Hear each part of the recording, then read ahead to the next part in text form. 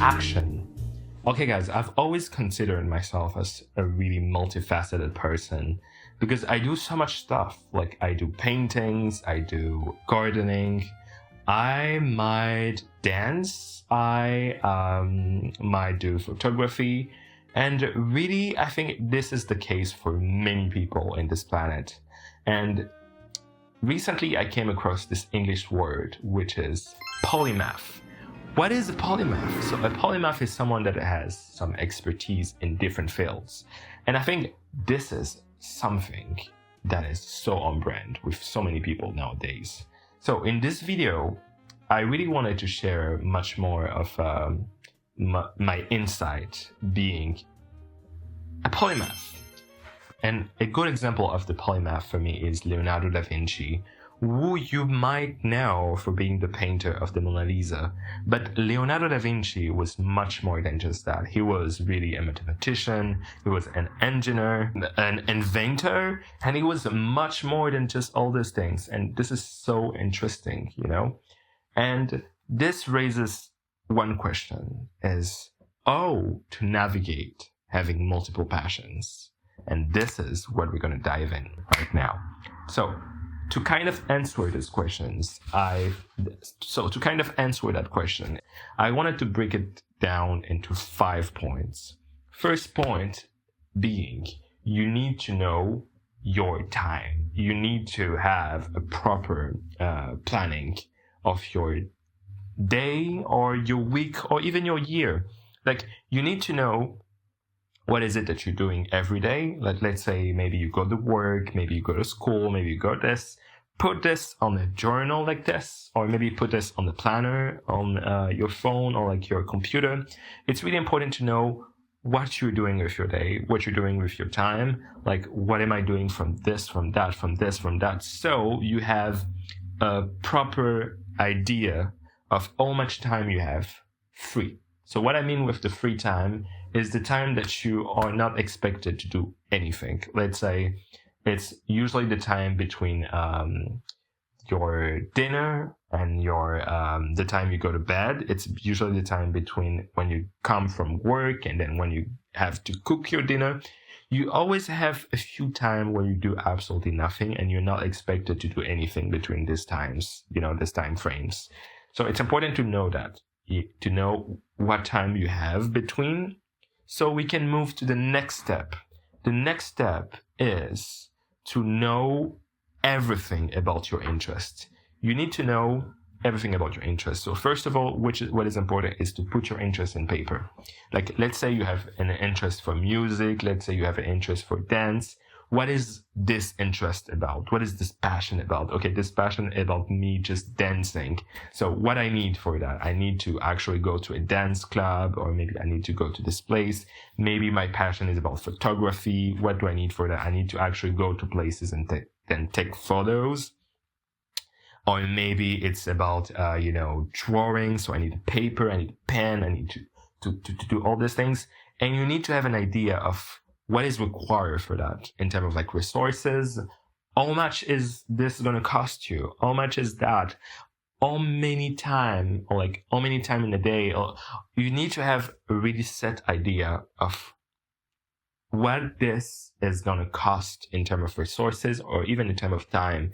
Now that you have it, we can move to the next point. And the next point being, now that you have your timing and then you know how many days you have where you are not expected to do anything, and then now that you also have these activities and then you know about resources and stuff like that, you need to have realistic expectations. Okay, let's say that you have this goal of like going to this dance club, but to go to the dance club, it's going to take you like 20 minutes to go there, and maybe it's going to ask you to have to buy a membership that you cannot afford for now.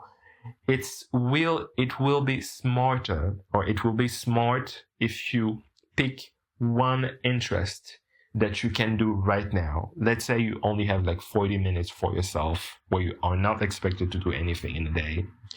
One thing that can be smart to do is to pick an interest that you can do in the 40 minutes time frame. Let's say maybe it's it's going to be like reading, try to fit the reading per day on the 40 minutes time frame that you have, where you are not expected to do anything.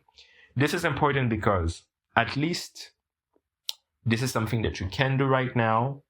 And this really helps your brain understand, and it really gives your brain no excuses, because sometimes we fail doing even the thing that we can do because we have just too much expectation. And let's say we have too much unrealistic expectations. Let's say you are at point 0 and you already want to be at point 100. No, you need to go from 0 to 5, and then to 5 to 10, and then from 10 to 20. It's really important to know your situation right now and set realistic goals and really be realistic with your expectations. So that is important.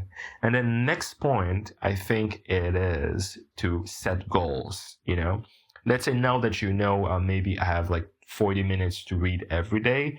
What are my goals? Maybe my goal is to finish 1 book at the end of the year. Maybe my goal is to finish 2 books at the end of the year.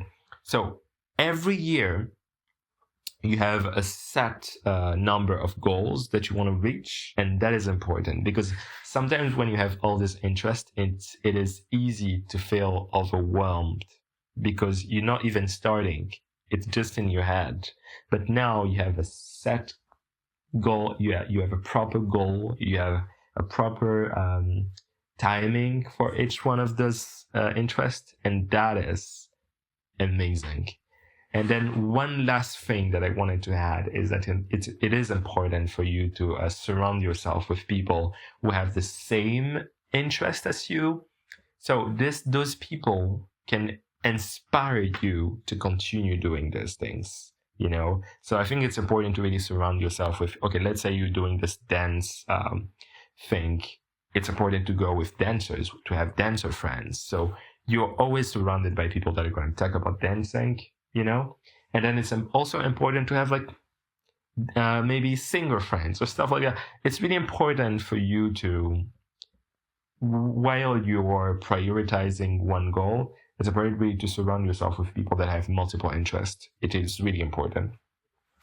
And the last thing I will say is that you are going to feel overwhelmed sometimes, and that is perfectly okay. But you got to remember that you are human. Sometimes you really need to prioritize what is more important for you in the moment.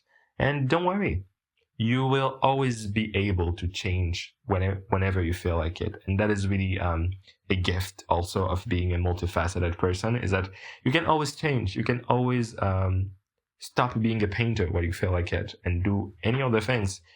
You are the only one putting a tag on yourself, or you are the only one putting really whatever box you want to fit in.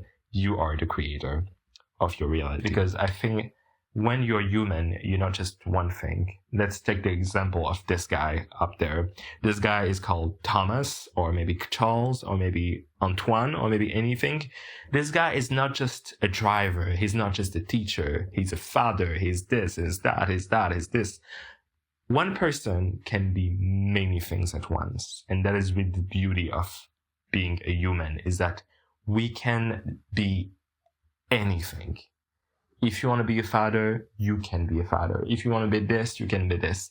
And those things doesn't always have to go up against each other. No, you can be one person and have different identity. And that is a beautiful thing to be.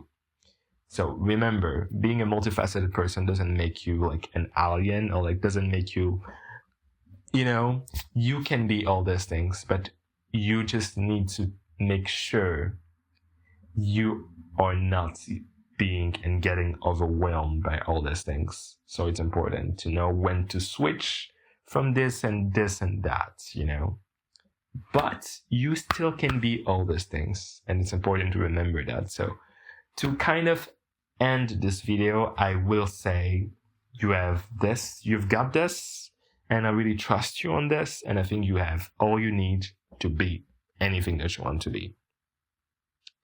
And yeah, if you have any comments, let me know in the YouTube comments. And then if you enjoyed this video, also let me know in the comments. And I really want to read your experiences. Like, what is it something that you love doing? What are your passions and stuff like that? And if you really enjoyed this video, did I already say it? I think I said it, yeah. So yeah, I really wish you the best, and please start this passion that you have. Yeah, let's just go for it. Okay. So love you. Take care. You're the best.